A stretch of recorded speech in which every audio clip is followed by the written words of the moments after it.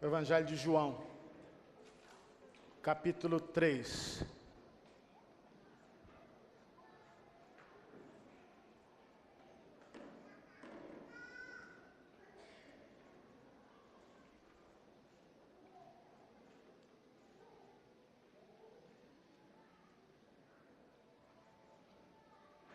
Nós vamos fazer a leitura do Evangelho de João, capítulo 3, do versículo 1 em diante.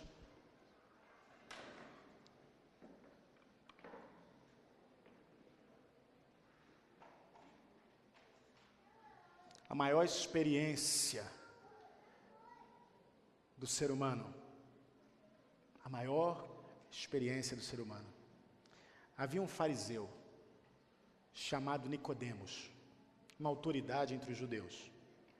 Ele veio a Jesus à noite e disse: Mestre, sabemos que ensinas da parte de Deus, pois ninguém pode realizar os sinais milagrosos que estás fazendo se Deus não estiver com ele. Em resposta, Jesus declarou: Digo a verdade, ninguém pode ver o reino de Deus se não nascer de novo. Perguntou Nicodemos: como alguém pode nascer sendo velho? É claro que não pode entrar pela segunda vez no ventre de sua mãe e renascer. Respondeu Jesus: Digo a verdade, ninguém pode entrar no reino de Deus se não nascer da água e do Espírito. O que nasce da carne é carne, mas o que nasce do Espírito é Espírito. Não se surpreenda pelo fato de eu ter dito: é necessário que vocês nasçam de novo. O vento sopra onde quer. Você escuta, mas não pode dizer de onde vem nem para onde vai. Assim acontece com todos os nascidos do Espírito. Perguntou Nicodemos: como pode ser isso? Disse Jesus: você é mestre em Israel e não entende essas coisas? Asseguro que nós falamos do que conhecemos e testemunhamos do que vimos, mas mesmo assim vocês não aceitam o nosso testemunho. Eu falei de coisas terrenas e vocês não creram. Como crerão se falar de coisas celestiais? Ninguém jamais subiu ao céu, a não ser aquele que veio do céu, o Filho do Homem. Da mesma forma como Moisés levantou a serpente no deserto, assim também é necessário que o Filho do Homem seja levantado para que todo o que nele crê tenha a vida eterna. Porque Deus tanto amou o mundo que deu o seu Filho unigênito, para que todo o que nele crer não pereça, mas tenha a vida eterna. Pois Deus enviou o seu Filho ao mundo não para condenar o mundo, mas para que este fosse salvo por meio dele. Quem nele crê não é condenado, mas quem não crê já está condenado, porque não crer no nome do Filho do unigênito de Deus. Por não crer no nome do Filho unigênito de Deus. Aleluia. Amém. Glória a Deus. Maior experiência do ser humano, a maior experiência do homem, da mulher, a maior experiência de uma vida.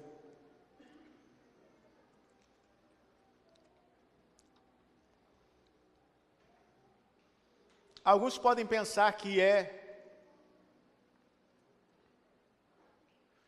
o nascimento de um filho, ou um casamento, ou uma formatura, mas a maior experiência da nossa vida é o nosso nascimento. Pelo fato de nós não nos lembrarmos, nós não lembramos, não temos noção de como é,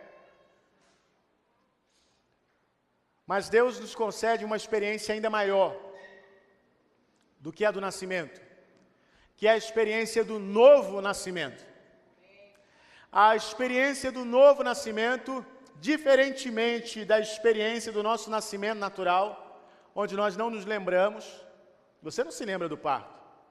Você não se lembra com qual vestido sua mãe estava quando ela foi ganhar você na maternidade. Você não se lembra qual era o nome do médico que teve você na maternidade. Você talvez saiba porque sua mãe te contou, mas você não se lembra. Você não se lembra se o médico estava vestindo uma camisa listrada ou estava vestindo uma camisa lisa. Você não se lembra. Você não se lembra do seu nascimento. A não ser que sua mãe tenha tirado foto, filmado, e depois você viu, mas você não se lembra. Mas o novo nascimento, ele não acontece num momento onde nós não temos condição de nos lembrar, ele acontece num momento consciente, onde nós temos plena consciência do que está acontecendo na nossa vida.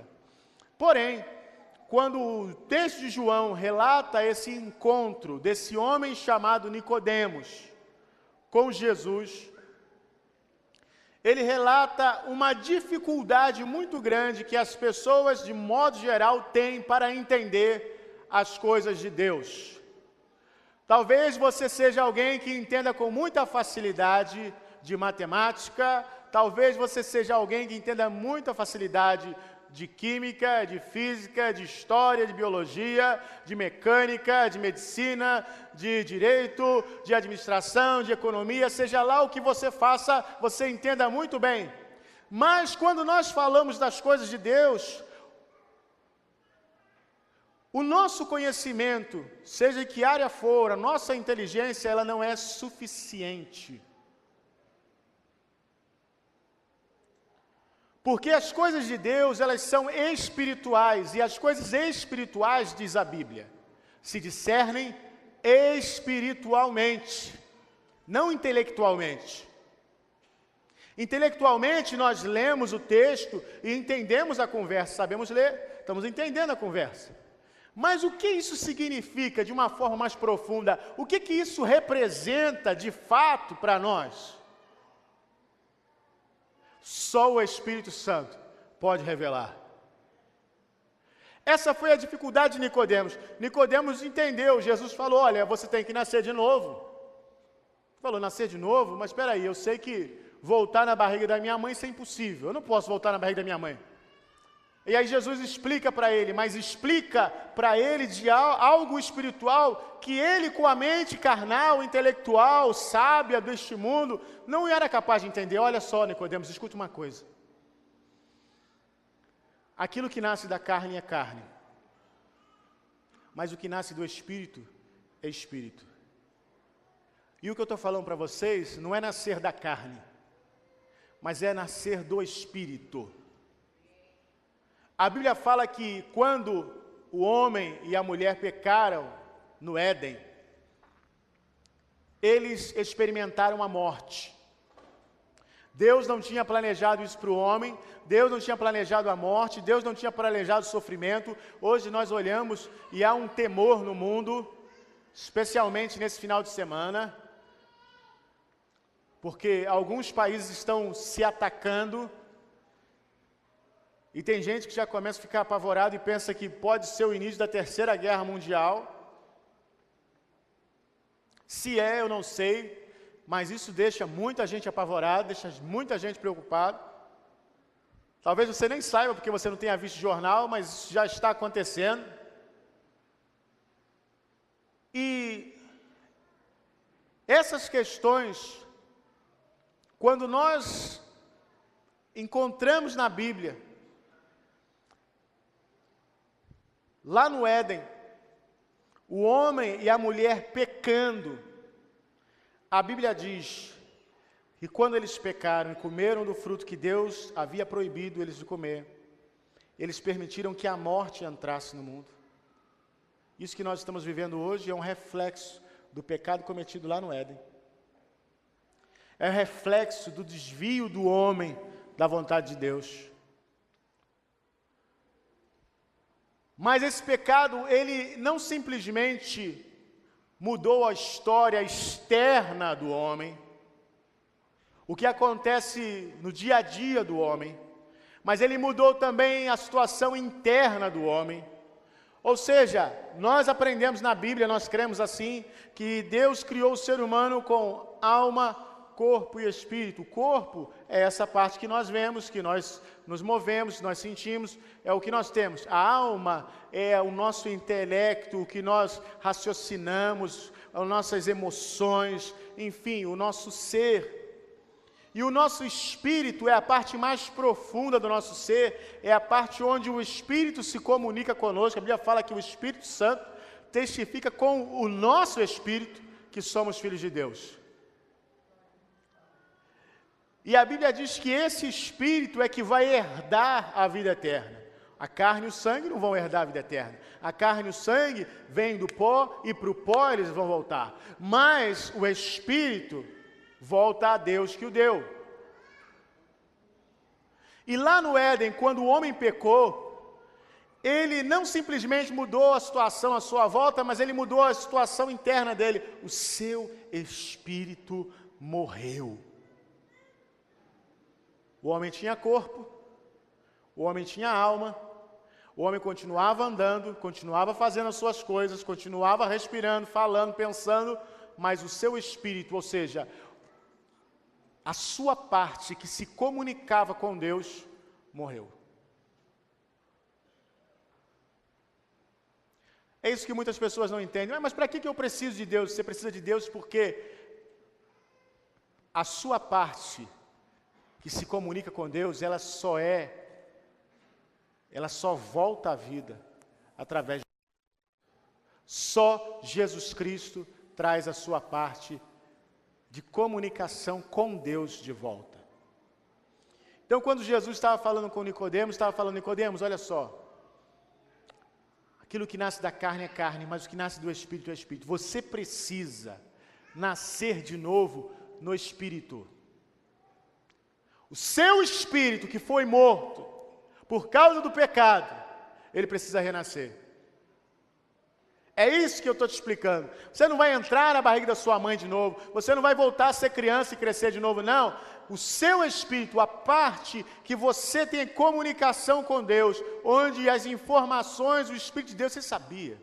A Bíblia diz que o Espírito de Deus é aquele que sonda as profundezas de Deus. Paulo, lá em Romanos 11, ele fala, quem conheceu a mente do Senhor, quem foi o seu conselheiro, quem deu a ele primeiro para que ele seja recompensado, ó profundidade das riquezas, tanto do conhecimento como da sabedoria de Deus. Olha só, esse conhecimento das profundezas de Deus, da mente de Deus, só o Espírito de Deus é quem sabe, e o Espírito de Deus comunica com o nosso Espírito. É por isso, irmãos, que muitas vezes o Espírito Santo revela coisas para nós que nós nem imaginamos, que nós nem pensamos, nem sonhamos em saber, e o Espírito Santo revela, sabe por quê? Porque ele sonda as profundezas de Deus. É por isso que a presença do Espírito Santo em nossa vida é tão necessária, ela é vital. A Bíblia ainda diz que o Espírito Santo, comunicando com o nosso Espírito, comunicando com a igreja, o Espírito Santo é aquele que prepara a igreja para o dia das bodas do Cordeiro, ou seja, quando Jesus voltar, quando nós formos nos encontrar com Ele na glória, o Espírito Santo nos prepara para esse momento. É por isso que Jesus fala para Nicodemos, você tem que nascer de novo, da água e do Espírito. Ele fala do Espírito, mas fala da água também, e eu queria falar um pouco a respeito da água, porque a água, nesse contexto, a água é aquilo que limpa. O nosso espírito, ele é revivido através de Jesus, mas a nossa alma precisa ser limpa. E a nossa alma, que é as nossas emoções, os nossos pensamentos, a nossa mente, ela precisa ser limpa, e ela só pode ser limpa através da água, que é a palavra. Porque a palavra limpa, a palavra purifica, a palavra organiza os pensamentos, a palavra sistematiza aquilo que nós temos que fazer. Quando nós temos uma experiência com a palavra, as coisas começam a ficar claras diante dos nossos olhos. Situações que nós não sabíamos como resolver, a palavra nos dá direção. Nos diz, olha, é por aqui, é a palavra de Deus que faz isso. A palavra limpa, a palavra tira o lixo da nossa mente. E tirando o lixo da nossa mente, nós conseguimos pensar melhor. Tirando o lixo da nossa mente, nós conseguimos raciocinar melhor. Tirando o lixo da nossa mente, nós conseguimos agir melhor. A palavra faz essa limpeza em nós.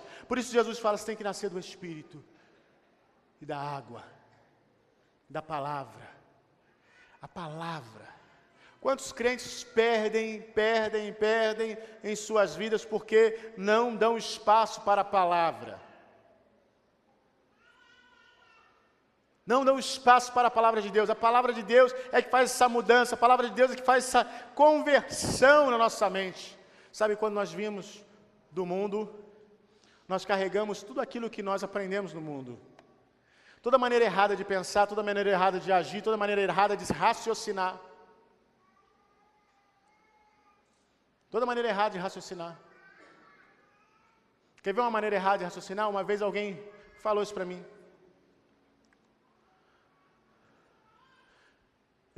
Essa pessoa trabalhava vendendo, então ele teve a seguinte situação. Num mês ele vendeu muito. Vendeu e ficou empolgado. Puxa, vendi muito. Olha, o que ele teve? Ele teve uma maneira errada de raciocinar. Porque, irmãos, quando a palavra limpa, nós pensamos certo. Se a palavra não limpar, nós vamos pensar errado, porque nós vamos pensar de maneira errada. O que ele pensou? Bom, já que eu vendi muito esse mês, eu não vou dar o dízimo agora não. Eu vou pegar esse dinheiro todo e vou comprar mercadoria para o mês que vem, porque no mês que vem aí eu vou arrebentar, aí eu vou tirar o dízimo. Maneira errada de pensar. Essa pessoa fez isso. No mês seguinte, ela não vendeu nada. Nada.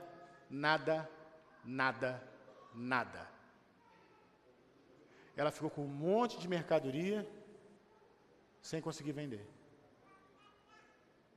Maneira errada de pensar. Por quê?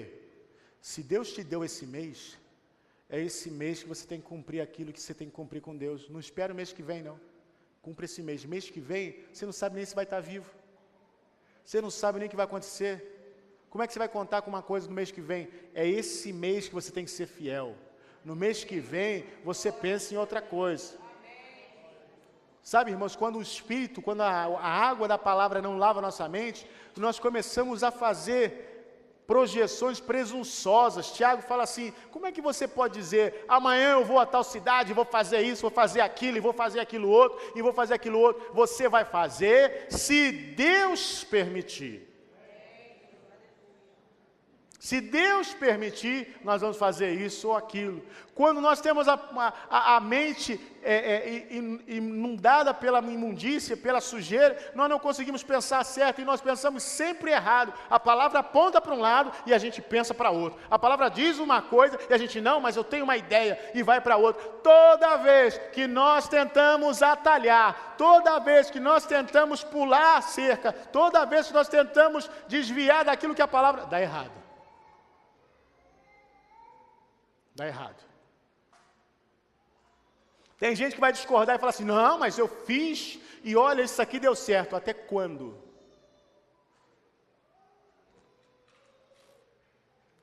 Até quando? Então, Jesus explica para Nicodemos coisas espirituais. Irmãos, nós precisamos entender essas coisas espirituais. O nosso corpo e a nossa alma vivem nesse mundo debaixo do pecado. Mas quando nós recebemos a Jesus como nosso Salvador, como nosso Redentor, a Bíblia diz que o nosso espírito, olha só o que acontece com o nosso espírito. O nosso espírito, ele está assentado com Cristo nas regiões celestes. Há uma mudança. Antes ele estava morto, mas agora, pelo fato de Jesus entrar na nossa vida, o Espírito nos renascer e a água nos limpar, o nosso espírito que estava morto agora está com Cristo nas regiões celestes. E a Bíblia diz que por essa causa nós temos acesso a toda sorte de bênção espiritual. Glória a Deus. Glória a Deus. Glória a Deus. Algumas pessoas ficam pensando, por que eu tenho que aceitar Jesus? Por que eu tenho que crer em Jesus? Por que eu tenho que... A Bíblia diz, olha, Jesus é o caminho. Ele é a verdade. E Ele é a vida. Ele é o caminho. Caminho para onde? Caminho para Deus. Lá no Éden, o homem se desviou do caminho de Deus. E tem vivido uma vida desviada até então. Deus elaborou um plano para salvar o homem. Salvar aquele que se havia perdido. E o plano de Deus incluía a pessoa de Jesus Cristo. É o que o texto diz. Deus enviou seu Filho ao mundo, não para condenar o mundo, mas para que o mundo fosse salvo por Ele. Para que o mundo fosse salvo por Ele. Sabe, quando Jesus subiu aquela cruz, há pessoas que pensam assim e olham, eu fico pensando, eu lembro daquela época que saiu aquele filme A Paixão de Cristo, do Mel Gibson, e muita gente ia para o cinema, e era comum as pessoas chorarem. Teve gente que disse que até vomitou no cinema. Que era um desespero. Gente ficou desesperada, aquele negócio todo. Querido, deixa eu explicar uma coisa. Quando você se depara com o sofrimento de Jesus na cruz do Calvário, você não tem que ficar com pena de Jesus, não. Você não tem que ficar com pena de Jesus, não. Você tem que ficar com pena de você. É de você que você tem que ficar com pena. Porque Ele está ali naquela cruz, ou Ele foi ali naquela cruz, porque Ele tomou o seu lugar, o meu lugar. Era o nosso lugar naquela cruz, e Ele tomou esse lugar. Mas a Bíblia diz também que ninguém tirou a vida de Jesus, não. Ele deu a vida dele. Jesus fala, ninguém tira a minha vida, não, eu dou a minha vida. Eu é que dou a minha vida, por quê? Porque Ele veio, lá em João 18:35, Ele fala, foi para essa causa que eu vim, foi por essa causa que eu nasci, para que o mundo fosse salvo através do sacrifício. Para que o homem não tivesse que morrer eternamente, para que você não tivesse que morrer eternamente, para que você não tivesse que viver uma vida separada de Deus eternamente, não, mas através do sacrifício de Jesus, você pudesse novamente se encontrar com Deus. Tem muita gente que diz no mundo aí, mas eu conheço Deus, eu tenho Deus, eu falo com Deus todo dia de manhã, eu tenho... Querido, deixa eu te explicar uma coisa. Qual é o livro que tem a autoridade máxima a respeito de Deus? Todo mundo é unânime e vai concordar, é a Bíblia. Aí tem alguém que vai falar assim, mas a Bíblia foi escrita por homens. Eu ouvi alguém dizer uma coisa, que se galinha soubesse escrever... Deus tinha usado galinha, o cachorro, o pato, o papagaio, qualquer um para escrever. Foi escrita por homem porque precisava de um homem para escrever. Porque seriam os homens que iriam ler.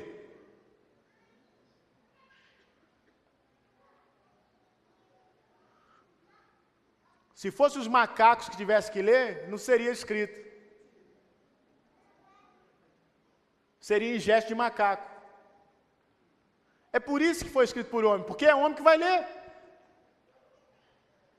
Agora, foram homens inspirados por Deus. Foram homens cheios do Espírito de Deus. Foram homens movidos por Deus para escrever aquilo que Deus estava entregando aos homens. As cartas às igrejas do Apocalipse.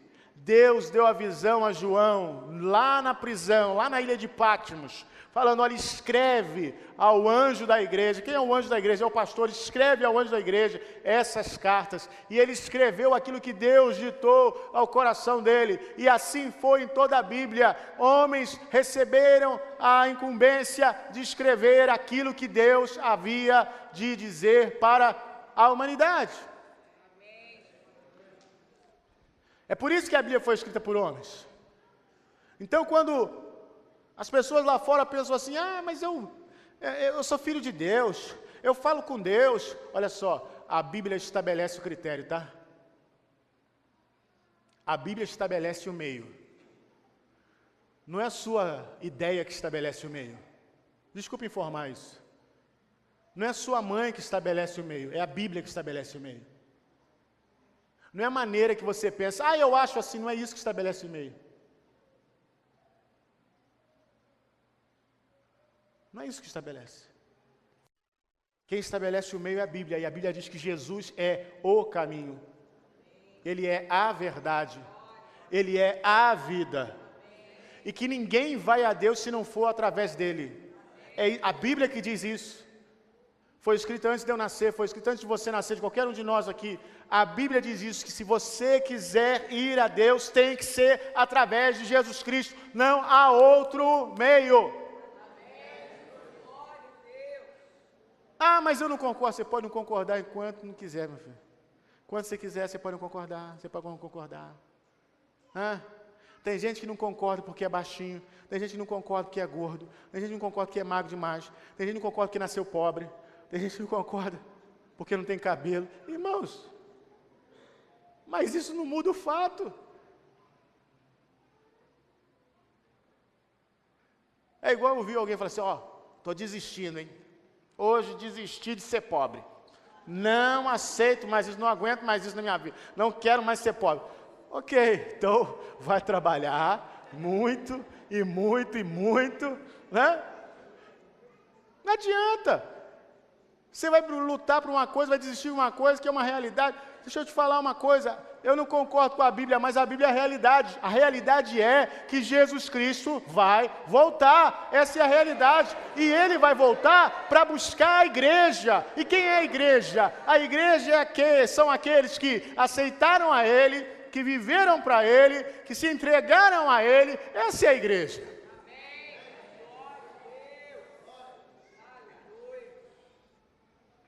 E nada muda esse fato, ninguém muda esse fato, não tem presidente da república que muda esse fato, não tem rei nesse mundo que mude esse fato, não tem lei neste mundo que mude esse fato. Olha, mesmo que hoje saia uma lei que pegue todas as Bíblias e queime todas as Bíblias, não vai mudar o fato de que Jesus vai voltar para buscar a igreja.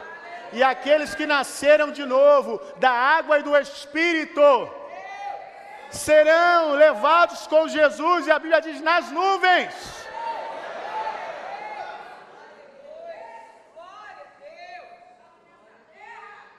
Aleluia.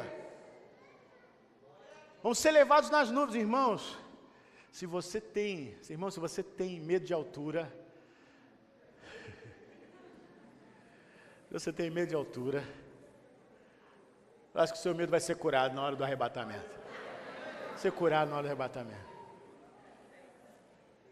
Tem gente aqui que pensa assim, vamos voar de avião. Deus me livre, voar de avião nem... Mas quando Jesus voltar, você vai voar sem avião. Você vai subir sem avião.